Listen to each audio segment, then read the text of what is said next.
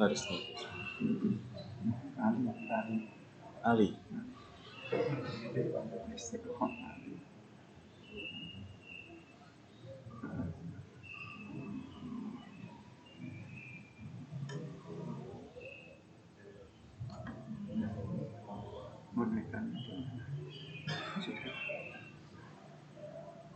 Ampun.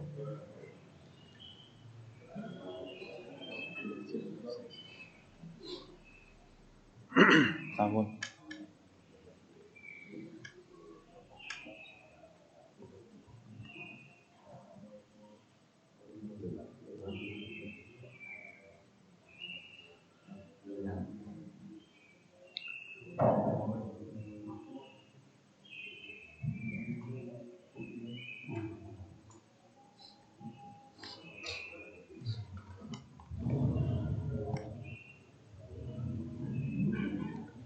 Assalamualaikum warahmatullahi wabarakatuh.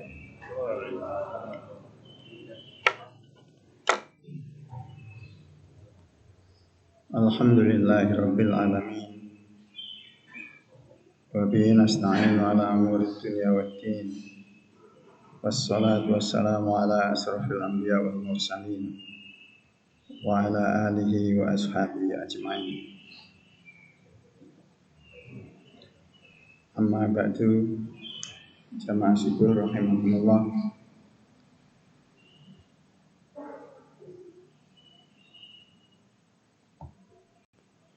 Alhamdulillah,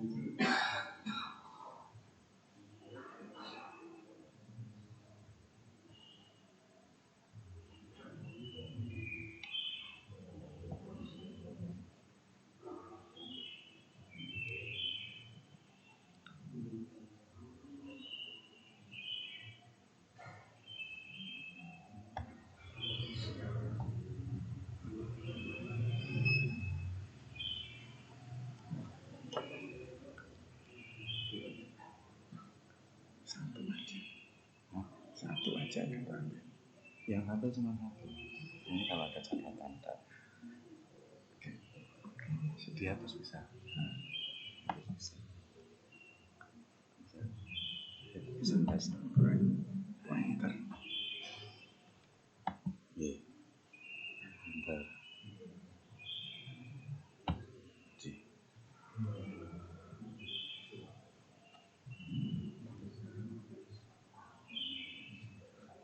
Alhamdulillah kita bisa bertemu kembali untuk melanjutkan kajian kita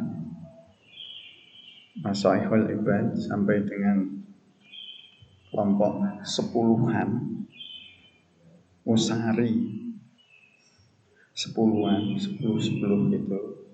Kemudian dari Abu Bakar, Umar, dan Utsman, Ali, sekarang Ali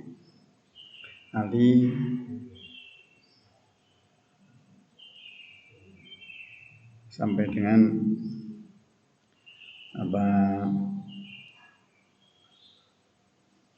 nasihat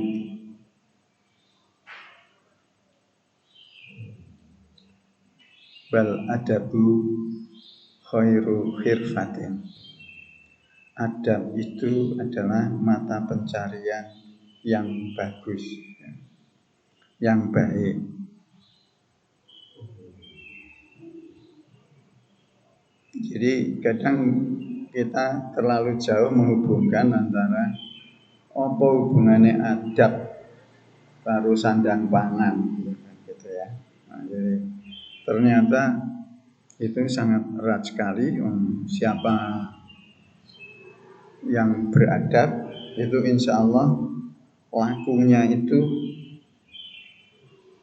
tenang, menghadapi masalah juga ambil solusi juga bisa dengan tenang dan juga tidak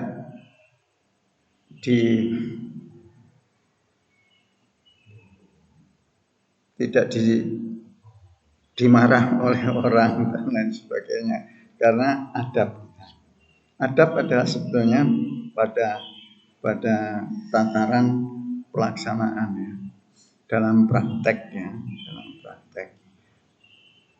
Beberapa minggu kita sudah melihat praktek, saya ambilkan contoh dari keluarga Luqman. Bagaimana Luqman mendidik anaknya. Apa saja, materi apa saja yang dia berikan, apa saja yang menjadi fokus daripada Luqman, itu sudah sampai. Itulah adab. Kemudian sebetulnya yang terkenal itu kan akhlak ya. Jadi akhlak bu'istu li utamima makarimal akhlak. Aku diutus untuk menyempurnakan akhlak yang mulia. Dari hadis Abi Hurairah yang dipublish oleh Al-Baihaqi dalam Sunan Kubronya nomor 20.782 kan. Al-Baihaqi ini juga kolektor hadis yang terkenal. Innama bu'istu li utamima makarimal akhlak. Sesungguhnya aku diutus. Ini adalah yang mengatakan bukan Baihaqi tapi Allah, Rasulullah. Qala Rasulullah sallallahu alaihi wasallam. Sahabat yang terdekat dari Nabi yang menuturkan ini adalah Abu Hurairah. Yang terjauh ini Muhammad bin Yusuf Al-Asbihani. Oke, jadi kita langsung dari Abu Hurairah bahwa Rasulullah SAW bersabda. Berarti ini hadis qauli, ya, hadis yang diucapkan. Karena hadis itu selain yang diucapkan juga apa yang dilakukan oleh Nabi. Selain yang dilakukan oleh Nabi juga yang dinyatakan oleh Nabi, takrir. Jadi ada qauli, ada takriri, ada amali. Jadi jadi melengkapi perilaku. Nah, itu yang memotret adalah sahabat-sahabat itu yang hafalannya kuat karena kita ini kertas juga belum banyak ya. Sesungguhnya aku diutus untuk menyempurnakan akhlak. Ini akhlak. Karena Nabi mengajarkan bagaimana berakhlak itu sekaligus beliau juga mempraktekkan sebagai adab. Jadi beliau itu pemahamannya itu akhlak dari apa? Wa ma yantiqu anil hawa in huwa illa wahyu yuha. Tiadalah yang dia katakan itu adalah dari hawa nafsu, tetapi adalah dituntun. Guided by wahyu gitu loh ya, dituntun oleh wahyu. Jadi tidak asal ngomong gitu ya. Bedanya jauh dengan mungkin hari gini gitu banyak sekali orang mempublish itu yang asal ngomong gitu loh, enggak didukung dasar-dasar berpikir, dasar-dasar nilai yang kuat ya. Bu'istu li utamima makarimal akhlak. Loh, makarimal akhlak kok disempurnakan. Li utamima itu untuk menyempurnakan. Makarim itu juga mulia. Akhlak itu adalah perilaku juga. Perilaku. Jadi kok disempurnakan? Ya, jadi Nabi itu menjaga agar umatnya, pengikutnya adalah selalu berakhlak mulia. Berakhlak mulia. Kalau ada orang berbuat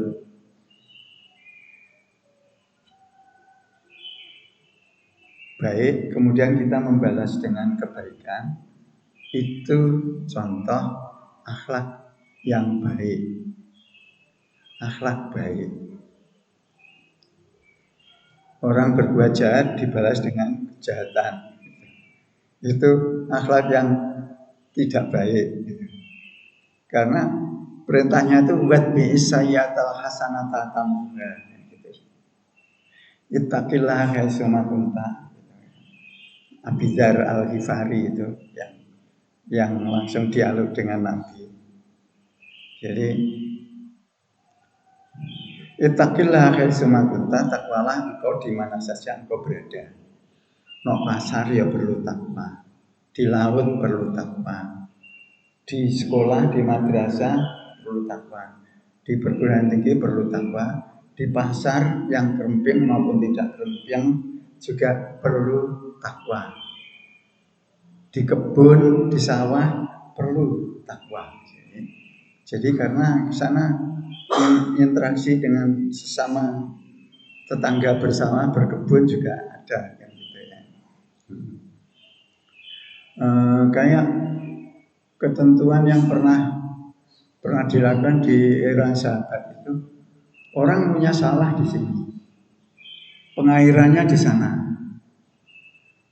Ini sawah untuk dapat air itu harus lewat sini, lewat sawah-sawah yang sini. Ini pernah diklaim pada Kanjeng Nabi itu oleh yang pemilik sawah sini. Kanjeng Nabi itu bagaimana itu? Masa sawah saya mestinya saya tanami kan juga, tapi kok dia minta supaya ya berilah jalan, karena tidak mungkin air itu kemudian masuk sini tanpa melalui. Bukankah ini juga bumi ini pangeran gitu, yang dilalui? Kamu berbuat baik, ini diperlukan akhlak lah kan, diperlukan adab sini. Ya. Ternyata setelahnya kita buka di Bargelek Wetbook, di kitab hukum perdata, itu juga ada ketentuan yang demikian. Kasus-kasus di negara Eropa sana juga ada kasus yang demikian. Jadi apabila seseorang itu memerlukan bantuan dari orang lain, maka itu harus dari segi hukum, etikanya, akhlaknya, adabnya harus diberi. Ingat kasus di Jawa Barat ya, ada pondok pesantren, kemudian di mana di daerah di depannya, bagian depan dari pondok itu adalah dibeli oleh pengusaha. Kemudian di tembok dinding itu, ya, saya lihat di media itu. Kemudian dia harus panjat, ya, gitu. Yang saya pikir dulu, kiainya kemana? Apa tidak ada pembicaraan? Tidak ada musyawarah. Begitu juga pejabatnya, lurahnya di mana, camatnya di mana? Kenapa tidak dilibatkan sampai terjadi seperti itu? Wallahu a'lam, karena itu sifatnya media, tapi cukup untuk menjadi ilustrasi betapa pongahnya, betapa congkaknya ini si pengusaha ini. Jadi pengusaha yang bagus juga banyak. Jadi ini contoh kebetulan yang sehingga anak didik itu harus pakai tangga panjat, dan itu kan suatu hal yang naif sekali. Ini salah satu contoh aja.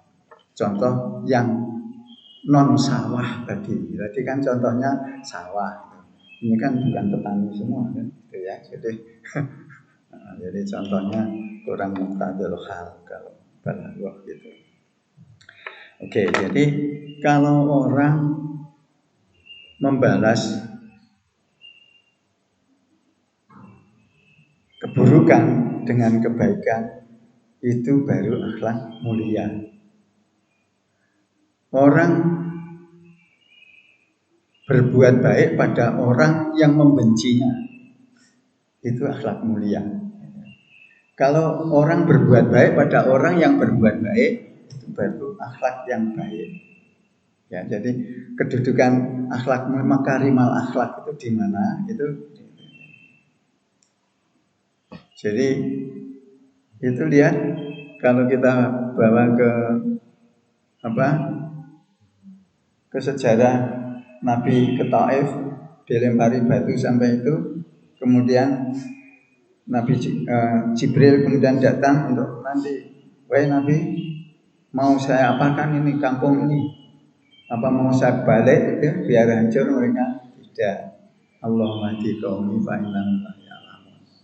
Ini juga contoh dalam fragmen sejarah, itu akhlak mulia. Contoh akhlak mulia. Ingat lagi contoh yang populer di masyarakat. Tetangganya serik karo Kanjeng Nabi. Lah kotorannya setiap hari ditaruh di depan pintu. Kemudian setelahnya itu lama, dalam waktu yang lama kemudian tidak ada lagi kotoran itu. Kemudian Nabi bertandang ke rumah tetangganya itu. Ternyata sakit. Kanjeng Nabi kok tahu kalau saya sakit? Iya, soalnya kotoranmu sudah tidak di depan pintuku.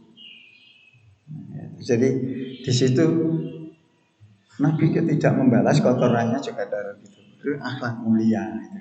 Itu contoh-contoh banyak dan bisa didatangkan banyak contoh itu memang kita cari, tapi karena dalam pepatah Arab itu kan al-ulumu fil misal, ilmu itu letaknya dalam contoh. Jadi kalau suatu pengertian dan pemahaman tidak bisa dihadirkan contoh, maka itu baru setengah ilmu. Begitu contoh, kalau dalam ujian contoh, suruh hasilkan contoh lebih dari 3, kok tidak bisa, ternyata contohnya yang bisa disembahkan cuma 1, berarti belum menguasai dia gitu. Jadi Bu'istu liutamima makarimal akhlak. Ini adalah pesan Nabi. Jadi ini pesan umum tetapi bisa dipedomani di mana saja dan kapan saja. Di mana saja dan kapan saja. Oh, sesuai tidak dengan apa yang jadi adabnya Rasul? Tidak. Oke, kemudian hadis yang kedua dari Anas bin Malik. Anas bin Malik ya. Yang dipublish di Musnad Asyihab Al-Qudai Al-Misri, jadi ini dari Mesir, terbitan Mesir. Dari Anas itu, Anas menyatakan, aku mendengar. Berarti dekan. Karena Nabi ngomongnya tidak pakai pengeras suara kan? Jadi dekan antara Anas sama Nabi. Itu Rasulullah sallallahu alaihi wasallam yaqul, bersabda, akrimu auladakum wa ahsinu adabakum. Pesan Nabi, akrimu auladakum, muliakanlah anak-anakmu, wa ahsinu adabakum, dan perbaguslah adab mereka anak-anakmu.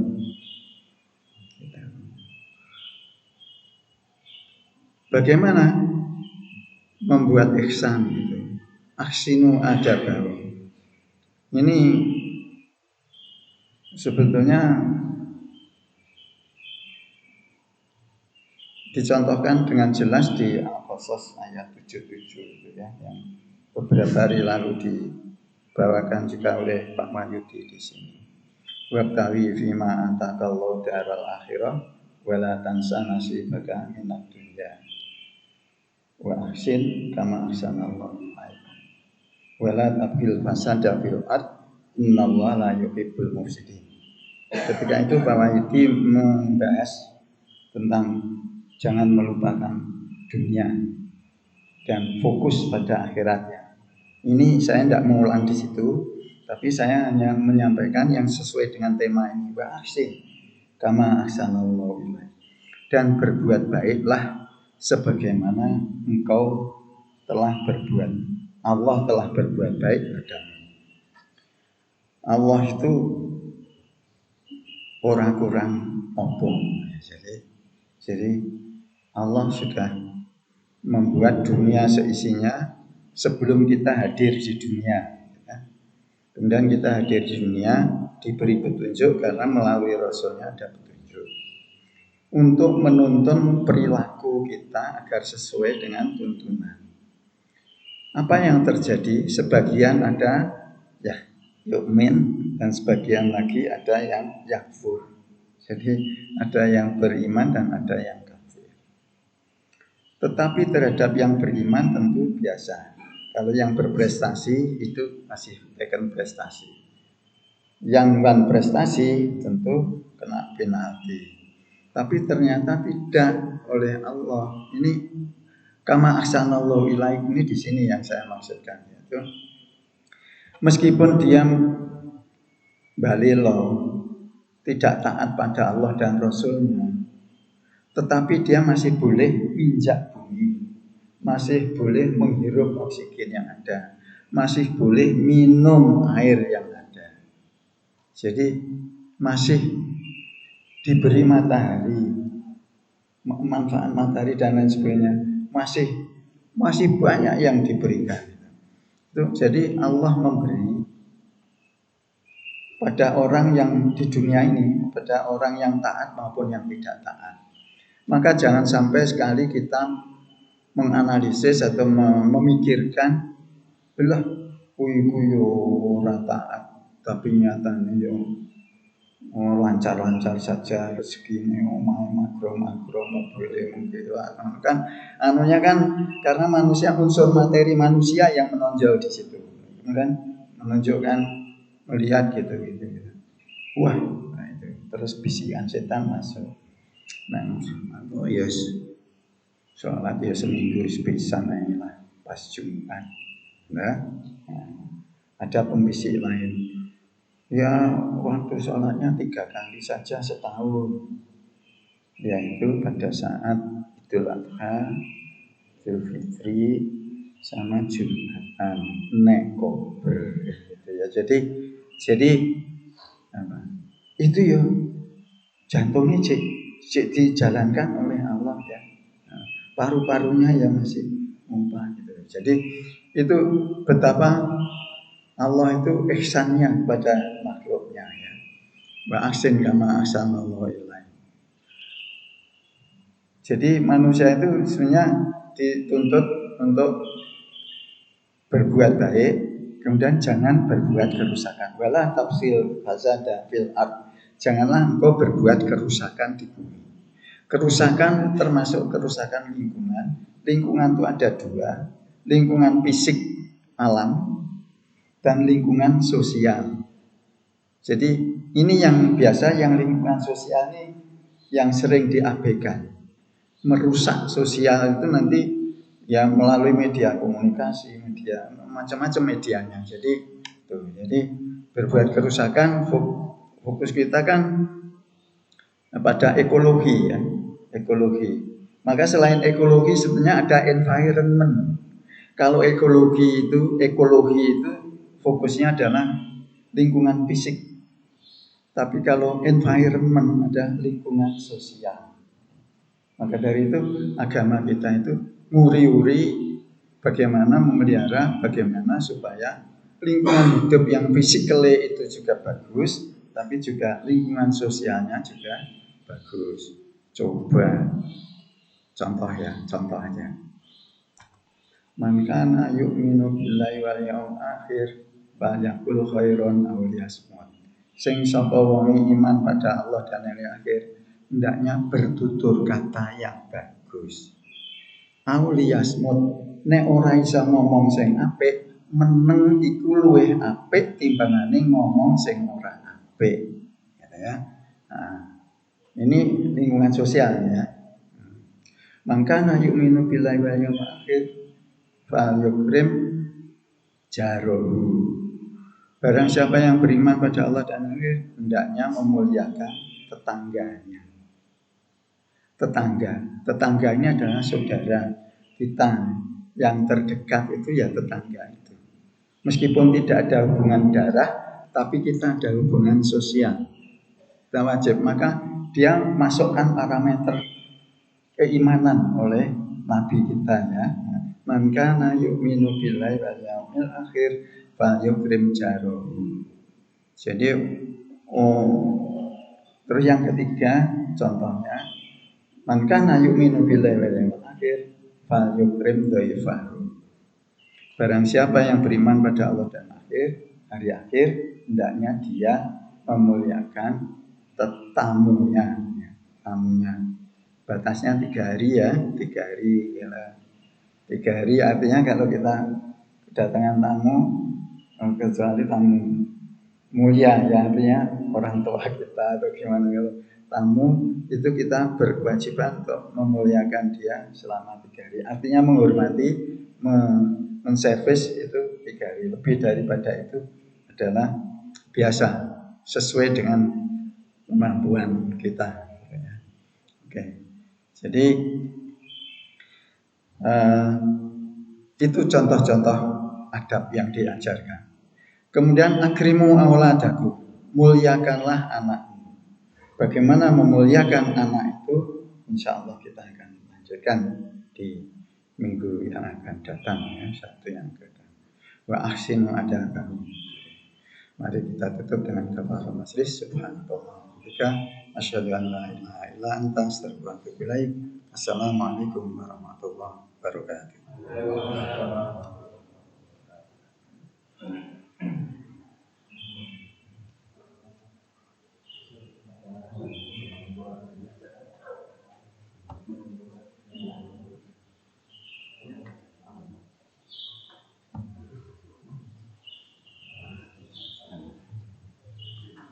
Kemarin Ustaz Adin tuh minta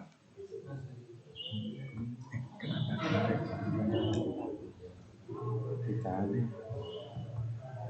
foto itu kan saya sering novelkan catatan. Gimana? Catatan itu kalau ditampilkan di sini, tapi tidak ngambil di layar yang kelihatan.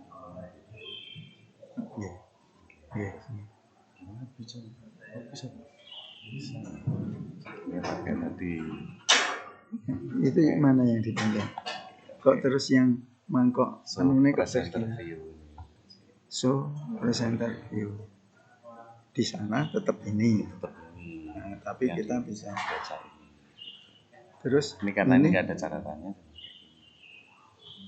catatan yang di bawah ini ya.